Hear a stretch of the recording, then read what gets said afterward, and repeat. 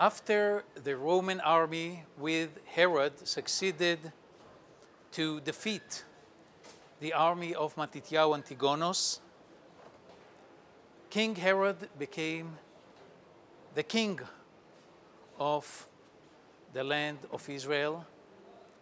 He was supported by the Roman army, by the Roman Empire. He knew that the Jewish people would not receive him as a legitimate king. That's why he initiated a huge project. He renewed, built again the Temple Mount. We are now in the Western Wall. We see these huge stones. He enlarged, in fact, doubled the size of the Temple Mount. This is the Western wall of the new Temple Mount. The Southern wall also remained, and the Eastern wall of the Temple Mount. This is a huge project. The Temple Mount became twice bigger than in the time of the Hasmoneans. He also rebuilt the temple, and the temple that King Herod built was one of the most beautiful buildings in the ancient world. Tourists from all over the world came to see the temple in Jerusalem. But in spite of all this, the Jewish people did not receive King Herod as a legitimate king. One of the reasons was that he, besides building the temple, he built in other places, in other cities of Israel, he built temples for Rome, for the Roman population, for the Greek population, with the statue of the Roman Caesar. And the Jewish people was not prepared to accept these temples. One of the temples that he built for the Roman population was in Caesarea, in Caesarea. Let's go to Caesarea and see the city that he built there, and the temple that made the Jewish people so angry and so opponent to King Herod. Come with me to Caesarea, to Caesarea.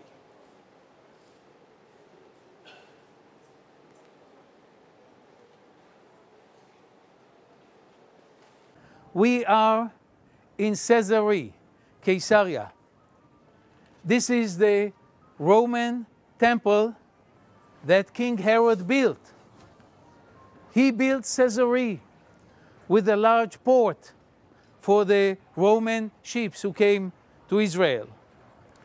But in the middle of Caesarea, he built a temple. We can see the statue here in the middle of the temple. Herod was the first Jewish king who brought back into the land of Israel the Roman and the Greek temples, the idolatry, Avodah Zarah. And the Jewish people could not accept that these temples are being built in the middle of the Holy Land. Besides, Herod did not only build temples. On top of the temple in Jerusalem, he put the symbol of the Roman Empire, the eagle, the symbol of the Roman Empire. And again, the Jewish people regarded it as a contamination of the temple. During the 30 years that he was king, the Jewish people tried from time to time to rebel. But Herod was a strong king. In the end, the Jewish people rebelled against Herod. And this is what we see here is the main reason that the Jewish people went to war against Herod and his sons. Now let us go to Jerusalem, and there we shall see the temple, and we shall tell the story of the rebellion of the Jewish people against King Herod. Let us go to Jerusalem, לירושלים.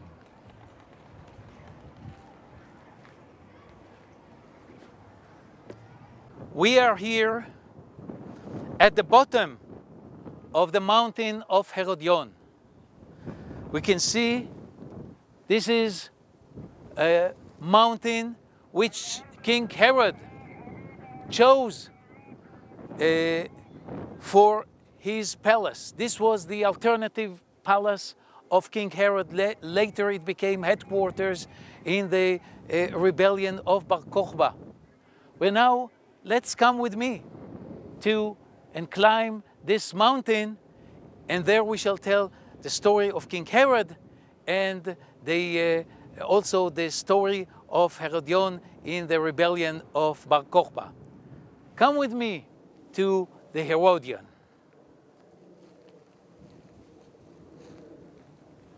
We are now climbing to the top of the mountain of Herodion. This was the palace, the second palace of King Herod. The first palace was in Jerusalem, but he built another palace for himself here in Herodion. We are here in the palace itself, on top of the mountain of Herodion. Why did he build this palace? Why did he need a second palace? King Herod knew that he was hated by the people of Israel. He brought the Roman Empire back to the land of Israel, back to Jerusalem, and that's why he was hated by the Jewish people. In case of rebellion, he prepared for himself a shelter, an alternative palace. He intended to run away from Jerusalem to this palace, to Herodion. It was well fortified on top of the mountain. We can see here the huge walls surrounding this palace. And here he prepared for himself a wonderful place with all kinds of rooms, huge rooms, and rooms with the swimming pools, and of course a huge mikveh. And he came from time to time to this place, and he was also buried here. Professor Ehud Netzer, the famous archaeologist who was killed here in this place, he discovered the tomb of King Herod here on Herodion. But King Herod prepared another alternative, another palace for himself, in case that this palace would be conquered by the Jewish rebels. He prepared another palace for himself on top of the mountain of Masada, next to the Dead Sea. And we shall go to Masada to see the wonderful palace of King Herod there. So come with me to Masada, and we shall see the third huge palace of King Herod. Come with me to Masada.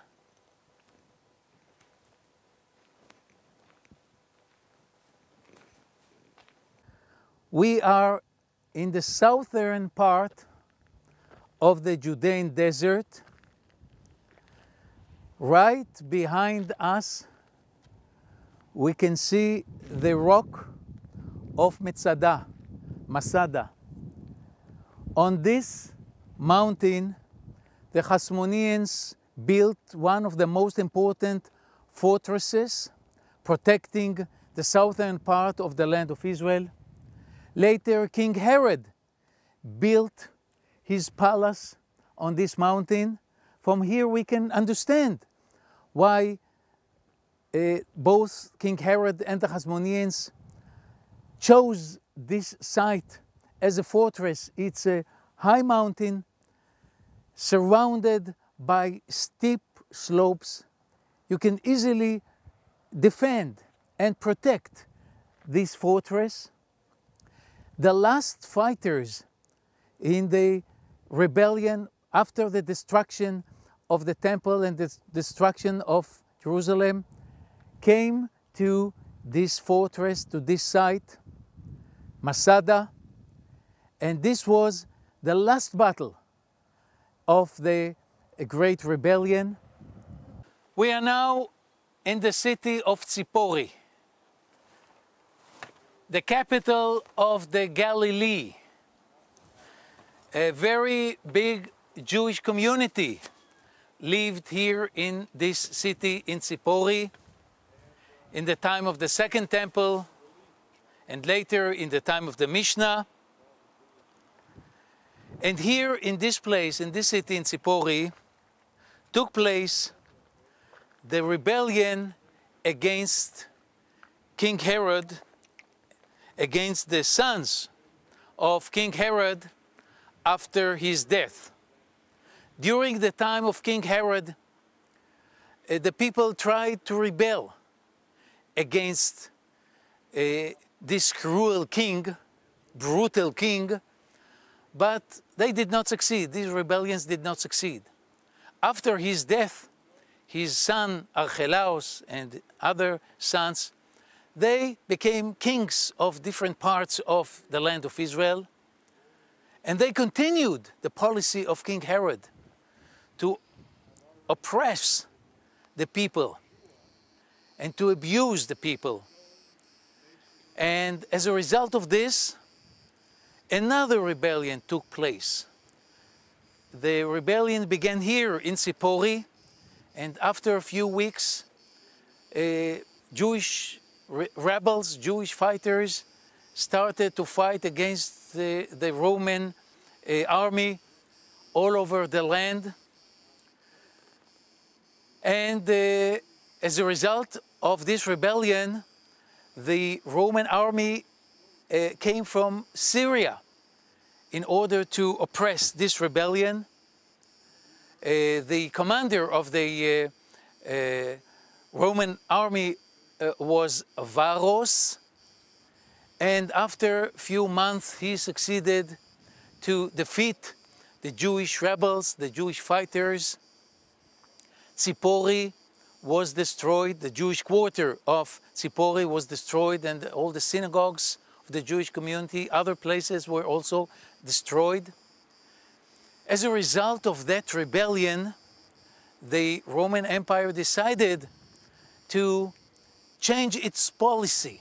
Instead of a Jewish king, they brought Roman rulers, Netzivim, Roman rulers to Israel, to the land of Israel, and a new period started, a period of about 60 years in which there was no Jewish king anymore, except for a short period of 3 years, Agrippas I. But in general, Roman rulers were located in Eretz Israel, in Caesarea, and there was a direct Roman government in Eretz Israel. They, of course, they oppressed the people of Israel, and as a result of this period broke out the Great Rebellion, the rebellion in which Jerusalem was destroyed. From here, we shall go to other sites of the Great Rebellion in the Galilee and in other parts. The next site will be Yodfat, north of Sipori. Come with me, and we shall tell the story of the great rebellion against the Roman Empire. Come with me to Yodfat.